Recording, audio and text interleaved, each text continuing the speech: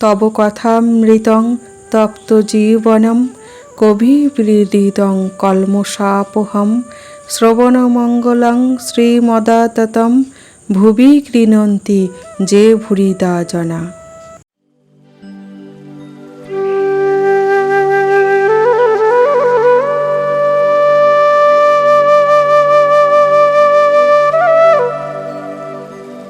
চতুর্থ খণ্ড, দ্বিতীয় পরিচ্ছেদ।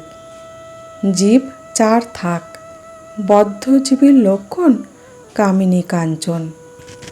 শ্রীরামকৃষ্ণ বলিলেন, জীব চার থাক বলেছে, বদ্ধ, মুমুক্ষু, মুক্ত, নিত্য।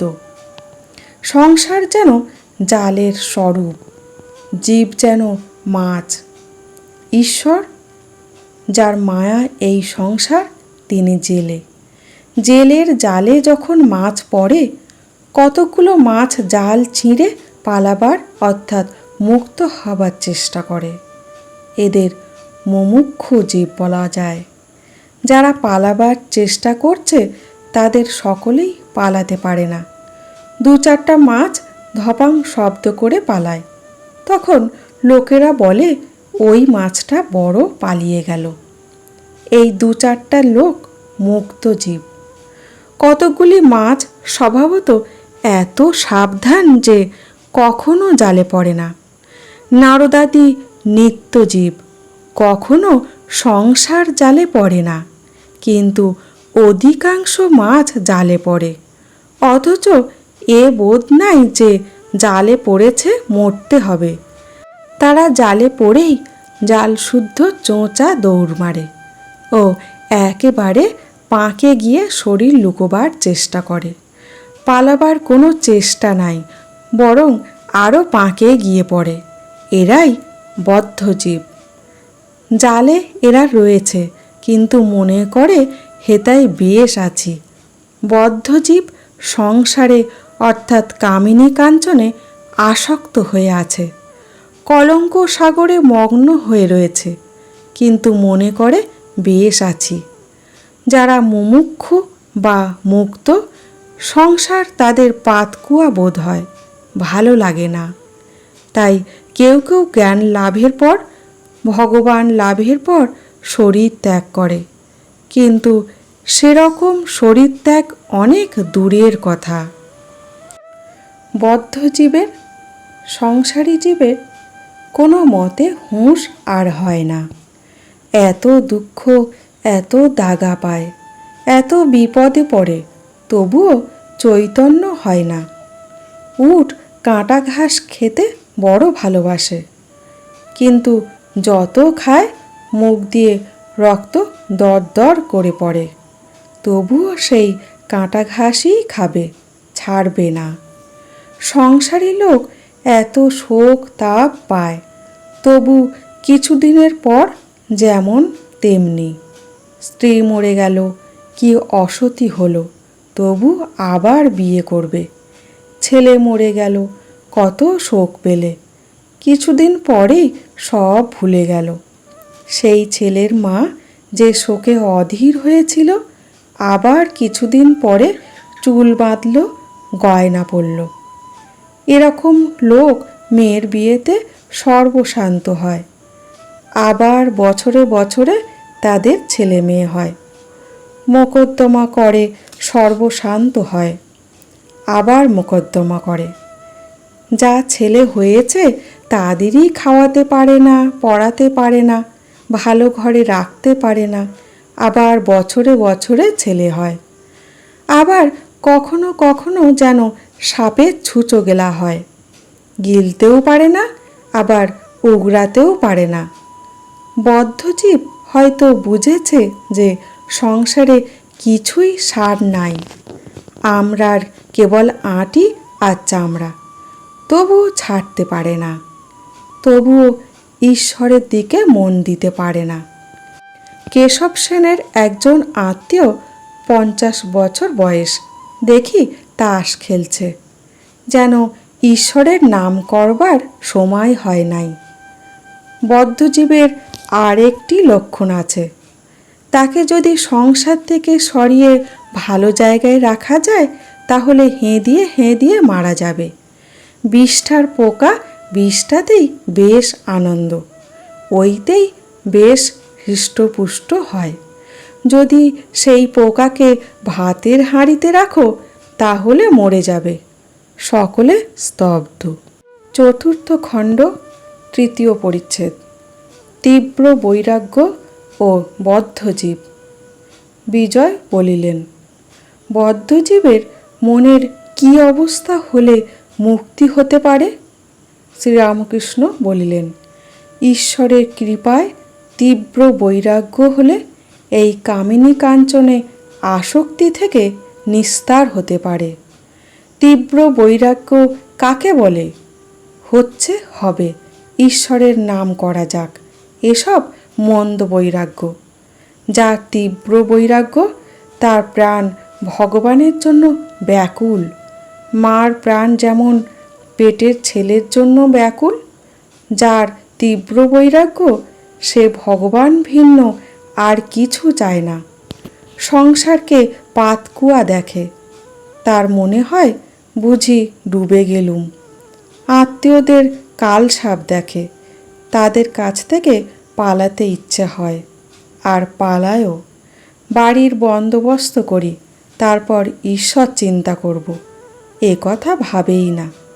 ভিতরে খুব রোগ। তীব্র বৈরাগ্য কাকে বলে একটি গল্প শোনো। এক দেশে অনাবৃষ্টি হয়েছে। চাষিরা সব খানা কেটে দূর থেকে জল আনছে। একজন চাষার খুব রোগ আছে। সে একদিন প্রতিজ্ঞা করলে যতক্ষণ না জল আসে খানার সঙ্গে আর নদীর সঙ্গে এক হয় ততক্ষণ খানা খুঁড়ে যাবে। এদিকে স্নান করবার বেলা হলো।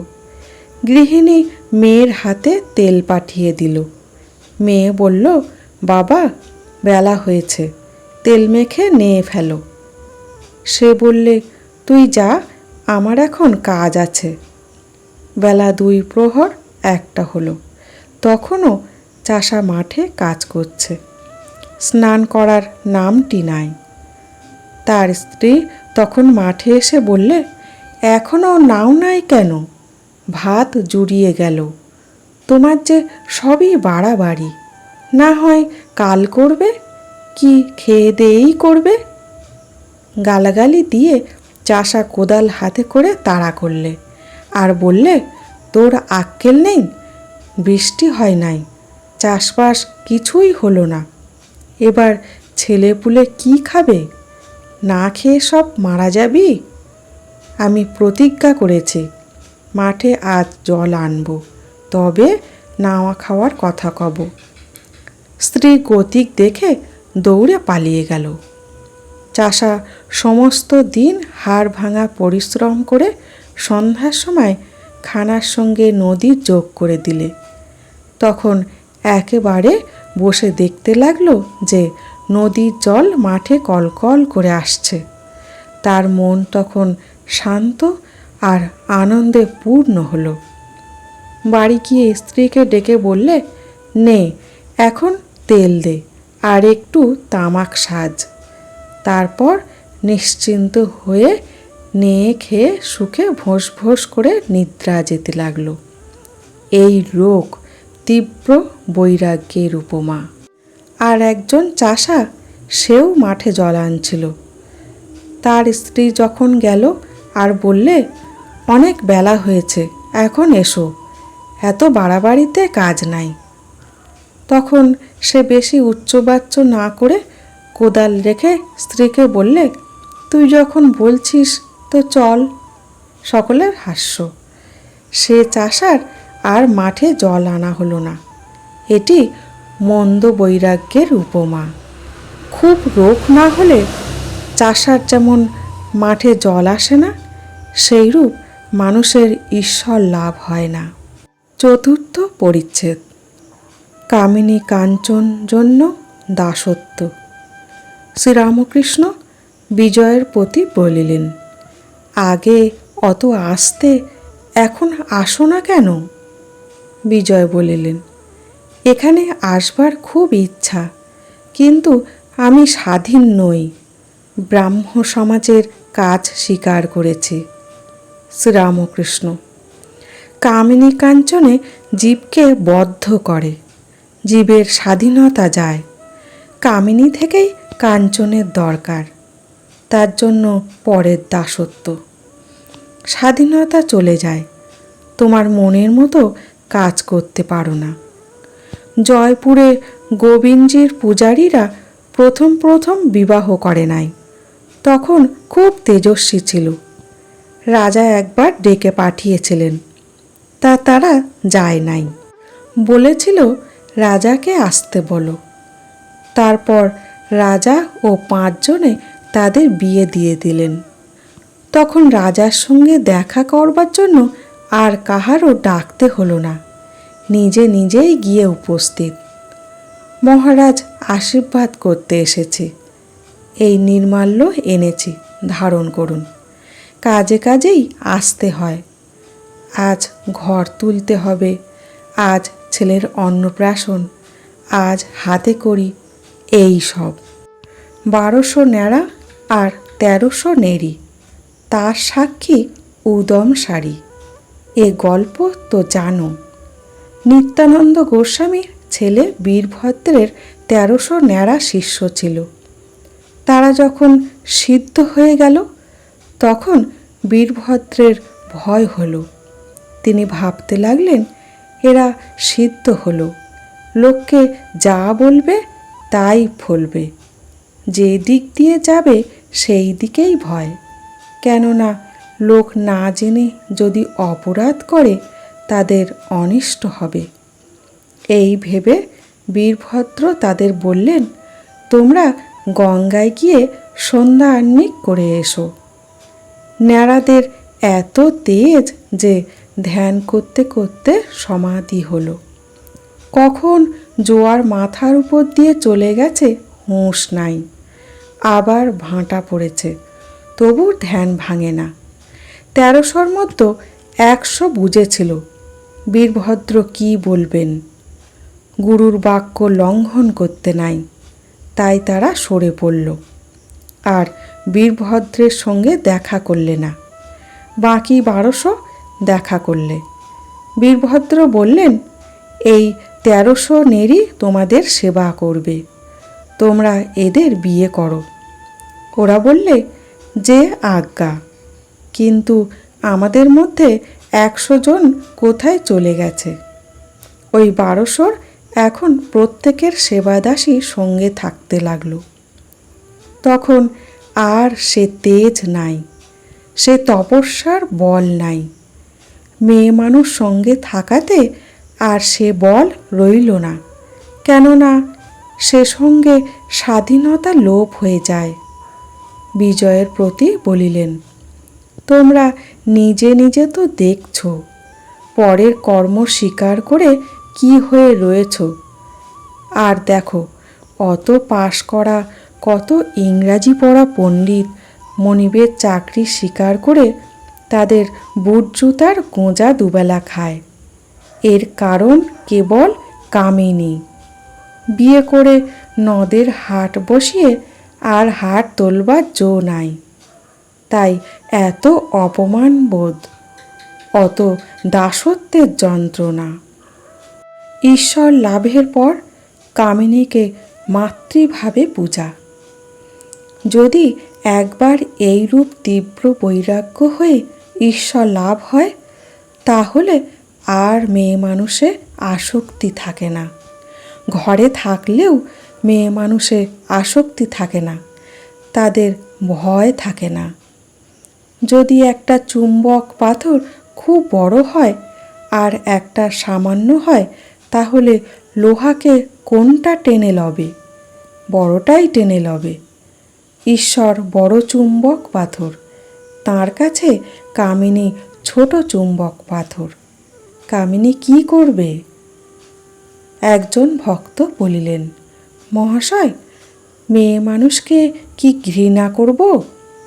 শ্রীরামকৃষ্ণ বললেন, যিনি ঈশ্বর লাভ করেছেন তিনি কামিনীকে আর অন্য চক্ষে দেখেন না যে ভয় হবে। তিনি ঠিক দেখেন যে মেয়েরা মা ব্রহ্মময়ীর অংশ, আর মা বলে তাই সকলকে পূজা করেন। বিজয়ের প্রতি বলিলেন, তুমি মাঝে মাঝে আসবে, তোমাকে দেখতে বড় ইচ্ছা করে। পঞ্চম পরিচ্ছেদ। ঈশ্বরের আদেশ প্রাপ্ত হলে তবে ঠিক আচার্য। বিজয় বলিলেন, ব্রাহ্ম সমাজের কাজ করতে হয়, তাই সদা সর্বদা আসতে পারি না, সুবিধা হলে আসব। শ্রীরামকৃষ্ণ বিজয়ের প্রতি বলিলেন, দেখো, আচার্যের কাজ বড় কঠিন। ঈশ্বরের সাক্ষাৎ আদেশ ব্যতি রেখে লোকশিক্ষা দেওয়া যায় না। যদি আদেশ না পেয়ে উপদেশ দাও, লোকে শুনবে না, সে উপদেশের কোনো শক্তি নাই। আগে সাধন করে বা যে কোনো রূপে হোক ঈশ্বরকে লাভ করতে হয়। তাঁর আদেশ পেয়ে লেকচার দিতে হয়। ও দেশে একটি পুকুর আছে, নাম হালদার পুকুর। তার পাড়ে লোক রোজ বাহ্য করে রাখত। সকালে যারা ঘাটে আসতো তারা তাদের গালাগালি দিয়ে খুব গোলমাল করত। গালাগালে কোনো কাজ হতো না। আবার তার পরদিন পাড়েতেই বাহ্য। শেষে কোম্পানির চাপরাশি এসে নোটিশ টাঙিয়ে দিলে যে এখানে কেউ ওরূপ কাজ করতে পারবে না, যদি করে শাস্তি হবে। এই নোটিশের পর আর কেউ পাড়ে বাহ্য করত না। তাঁর আদেশের পর যেখানে সেখানে আচার্য হওয়া যায় ও লেকচার দেওয়া যায়। যে তাঁর আদেশ পায় সে তাঁর কাছ থেকে শক্তি পায়, তখন এই কঠিন আচার্যের কর্ম করতে পারে। এক বড় জমিদারের সঙ্গে একজন সামান্য প্রজা বড় আদালতে মোকদ্দমা করেছিল। তখন লোকে বুঝেছিল যে ওই প্রজার পেছনে একজন বলবান লোক আছে, হয়তো আর একজন বড় জমিদার তার পেছন থেকে মোকদ্দমা চালাচ্ছে। মানুষ সামান্য জীব, ঈশ্বরের সাক্ষাৎ শক্তি না পেলে আচার্যের এমন কঠিন কাজ করতে পারে না। বিজয় বলিলেন, মহাশয়, ব্রাহ্ম সমাজে যে উপদেশাদি হয় তাতে কি লোকের পরিত্রাণ হয় না? সচ্চিদানন্দই গুরু, মুক্তি তিনিই দেন। শ্রীরামকৃষ্ণ বলিলেন, মানুষের কি সাধ্য অপরকে সংসার বন্ধন থেকে মুক্ত করে? যার এই ভুবন মোহিনী মায়া, তিনি সেই মায়া থেকে মুক্ত করতে পারেন। সচ্চিদানন্দ গুরু বই আর গতি নাই। যারা ঈশ্বর লাভ করে নাই, যারা তাঁর আদেশ পায় নাই, যারা ঈশ্বরের শক্তিকে শক্তিমান হয় নাই, তাদের কি সাধ্য জীবের ভববন্ধন মোচন করে? আমি একদিন পঞ্চবটির কাছ দিয়ে ঝাউতলায় বাহ্যে যাচ্ছিলাম। শুনতে পেলুম যে একটা কোলা ব্যাঙ খুব ডাকছে, বোধ হলো সাপে ধরেছে। অনেকক্ষণ পরে যখন ফিরে আসছি তখনও দেখি ব্যাঙটা খুব ডাকছে। একবার উঁকি মেরে দেখলুম কি হয়েছে। দেখি একটা ঢোঁড়ায় ব্যাঙটাকে ধরেছে, ছাড়াতেও পারছে না, গিলতেও পারছে না। ব্যাঙটার যন্ত্রণা ঘুঁচছে না। তখন ভাবলাম, ওরে, যদি জাত সাপ ধরত, 3 ডাকের পরে ব্যাঙটা চুপ হয়ে যেত। এ একটা ঢোঁড়ায় ধরেছে কি না, তাই সাপটারও যন্ত্রণা, ব্যাঙটারও যন্ত্রণা। যদি সদ্গুরু হয় তাহলে জীবের অহংকার 3 ডাকে ঘুঁচে। গুরু কাঁচা হলে গুরুরও যন্ত্রণা, শিষ্যেরও যন্ত্রণা। শিষ্যের অহংকার আর ঘুঁচে না, সংসার বন্ধন আর কাটে না। কাঁচা গুরুর পাল্লায় পড়লে শিষ্য মুক্ত হয় না। ষষ্ঠ পরিচ্ছেদ। মায়া বা অহং আবরণ গেলেই মুক্তি বা ঈশ্বর লাভ। বিজয় বলিলেন, মহাশয়, কেন আমরা এরূপ বদ্ধ হয়ে আছি? কেন ঈশ্বরকে দেখতে পাই না? শ্রীরামকৃষ্ণ বলিলেন, জীবের অহংকারই মায়া। এই অহংকার সব আবরণ করে রেখেছে। আমি মোলে ঘুচিবে জঞ্জাল। যদি ঈশ্বরের কৃপায় আমি অকর্তা এই বোধ হয়ে গেল, তাহলে সে ব্যক্তি তো জীবন মুক্ত হয়ে গেল, তার আর ভয় নাই।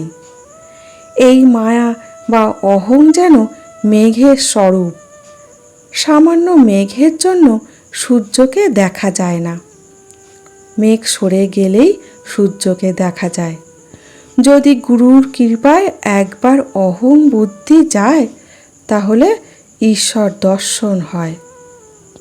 2.5 হাত দূরে শ্রীরামচন্দ্র, যিনি সাক্ষাৎ ঈশ্বর, মধ্যে সীতারূপিণী মায়া ব্যবধান আছে বলে লক্ষণরূপ জীব সেই ঈশ্বরকে দেখতে পান নাই। এই দেখো, আমি এই গামছাখানা দিয়ে মুখের সামনে আড়াল করছি, আর আমায় দেখতে পাচ্ছ না, তবু আমি এত কাছে। সেইরূপ ভগবান সকলের চেয়ে কাছে, তবু এই মায়া আবরণের দরুন তাকে দেখতে পাচ্ছ না।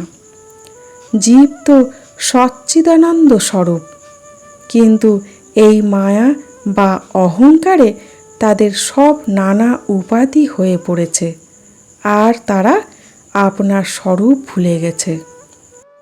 এক একটি উপাধি হয়, আর জীবের স্বভাব বদলে যায়। যে কালা পেরে কাপড় পরে আছে, অমনি দেখবে তার নিধুর টপ্পার টান এসে জোটে। আর তাস খেলা, বেড়াতে যাবার সময় হাতে ছড়ি, এই সব এসে জোটে। রোগা লোকও যদি বুট জুতা পরে, সে অমনি শীষ দিতে আরম্ভ করে। সিঁড়ি উঠবার সময় সাহেবদের মতো লাফিয়ে উঠতে থাকে। মানুষের হাতে যদি কলম থাকে, এমনি কলমের গুণ যে সে অমনি একটা কাগজ টাগজ পেলেই তার উপর ফ্যাস ফ্যাস করে টান দিতে থাকবে। টাকাও একটি বিলক্ষণ উপাধি। টাকা হলেই মানুষ আর এক রকম হয়ে যায়, সে মানুষ থাকে না। এখানে একজন ব্রাহ্মণ আসা যাওয়া করত। সে বাহিরে বেশ বিনয়ী ছিল। কিছুদিন পরে আমরা কোন্নগর গেছিলুম। হৃদে সঙ্গে ছিল। নৌকা থেকে যাই নামছি, দেখি সেই ব্রাহ্মণ গঙ্গার ধারে বসে আছে। বোধ হয় হাওয়া খাচ্ছিল। আমাদের দেখে বলছে, কি ঠাকুর? বলি, কেমন আছো? তার কথার স্বর শুনে আমি হৃদয়কে বললুম, ওরে হৃদে, এ লোকটার টাকা হয়েছে, তাই এই রকম কথা। হৃদে হাসতে লাগলো। একটা ব্যাঙের একটা টাকা ছিল, গর্তে তার টাকাটা ছিল। একটা হাতি সেই গর্ত ডিঙিয়ে গিয়েছিল। তখন ব্যাঙটা বেরিয়ে এসে খুব রাগ করে হাতিকে লাথি দেখাতে লাগলো, আর বললে, তোর এত বড় সাধ্য যে আমায় ডিঙিয়ে যাস? টাকার এত অহংকার!